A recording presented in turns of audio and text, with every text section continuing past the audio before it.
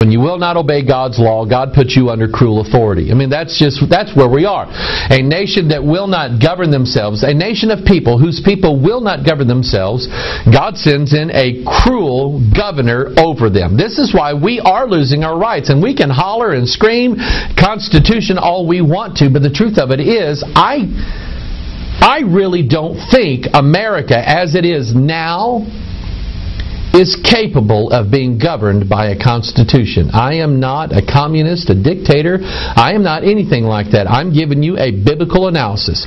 The Constitution was written for people, remember, 200 some odd years ago, that were a lot better behaved than we are right now.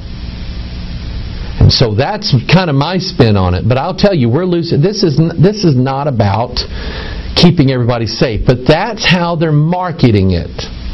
We're going to keep everybody safe. People shouldn't be harmed when they get Remember 9/11? I mean, I spent all day Saturday watching these documentaries on the History Channel, reliving September 11th as it happened. I'll never forget that day as long as I live. I was angry at what had happened in our country. But I will tell you, it was just a staging point to bring us to this point where we are right now. So now, you know what? You got a guy next door that you're not sure about. I mean, doesn't somebody need to be watching this guy? In our county, in the county next to us, this is called the Devil's Kitchen area. There are more methamphetamine manufacturing houses in our county, in Franklin County next door here, than there is any place else in the country. I mean, shouldn't somebody be watching the house down the road? Oh, we have a van for that. We could spot this real easily. And they tell you that it's about safety. But God, well, let's look at this verse here. 1 Thessalonians chapter 5. But of the times and the seasons, brethren, ye have no need that I write unto you, for yourselves know perfectly that the day of the Lord so cometh in the thief in the night. And I don't think that Jesus, when He comes, is going to stop at an airport scanner. I just don't think so. For yourselves know perfectly that the day of the Lord so cometh as a thief in the night. For when they shall say peace and safety, there it is right there. Then sudden destruction cometh upon them as travail upon a woman with child, and they shall not escape. You see, this world lives in fear. It's a fear that's been created. It was a fear that was created by the paradigm shift of the murder of a U.S. president in 1963, by the assassination, by the deliberate assassination of a civil rights leader in 1968, 69, by the assassination of Bobby Kennedy, by the destruction of the Murrah Federal Building, by the burning of the Waco compound, by the destruction of the towers in the Pentagon on September 11th, 2001. This is people live in fear. And every time some plane has some incident where some guy they suspect is doing something he shouldn't do, people get scared. I mean, I remember a few years ago, I was on a plane headed somewhere, and just before we pulled out, they tell you, turn your cell phones off, can't use them, blah, blah, blah. There's a Middle Eastern guy about 3 seats ahead of me talking on his phone in Arabic, and he's going like that. And he hung up and he looked around like that, and I'm going, oh no, I'm toast! We're going to die! This is the kind of fear that's been created in our country, in our world. They create that fear, then there's a solution that comes in. We can keep you safe. We can give you peace and stability. We can keep you safe. But it's going to cost you. We kind of need to take over your bank. We really need to take over your health records. We really, could you leave your cell phone on all the time, because we kind of need to know what you're saying. Could you get a OnStar in your car, because we really need to know. And the cameras that we have everywhere won't catch it all. We kind of need that.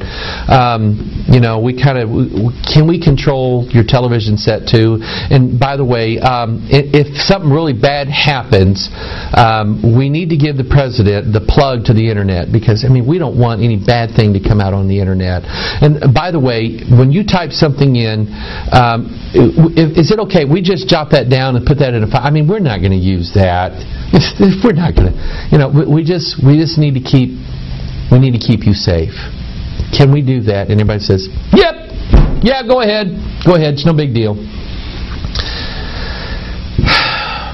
God always has a better way. Here's what's happened. The wickedness of man has generated an atmosphere of fear in this country. And I'll tell you something. Listen, I believe in all the conspiracy theories just like you do, and blah, blah, blah. You have to remember, God has not given us a spirit of fear. 2 Timothy chapter 1, He's not given us a spirit of fear. So, we as Christians shouldn't be that way. And I know all the conspiracy theories and all the people that are like us, like the Tea Party people, and I mean the real Tea Party people. I'm not talking about the manufactured Tea Party people at the top. I'm talking about the basic average citizen. Now we're starting to believe in conspiracy theories. Okay? And so I know there's conspiracies out there, and I know there's theories, and I know there's bad stuff going on, but I'm here to tell you, the real bad guys of this world are not necessarily the Illuminati. They're just taking advantage of the system that we've handed to them. When we refuse to live by God's laws, that means we are no longer under His authority, and while we're not under His authority, we are not under His protection. So those of us who are the called in Jesus Christ and are saved by the grace of God, God puts a spirit in us, and we're not afraid. You know what the Bible said about Israel when they were crossing the Red Sea? It says they weren't afraid. They were not afraid. God did not put a spirit of fear. God put a spirit in them that says, you know what? We're going to the other side. It's Pharaoh's got something to worry about, but it ain't us. That's the spirit that God's real people should have. And if you see stuff like this going on, I don't like it, but I refuse to live in fear. I had somebody send me, and I've had a lot of comments on this, and I respect people's opinions. I really, because I don't know everything. Okay? But there's some people out there that are just adamantly against vaccinations of any kind. Fine, I respect that. I really do, because I don't know that I know everything about it. And I'll study it out if God leads me to study it out. But I will tell you, I'm not going to live my life in fear because of a needle. If I live of the Lord. If I die of the Lord. If I get sick because the Lord wanted me to be sick. That's who I trust.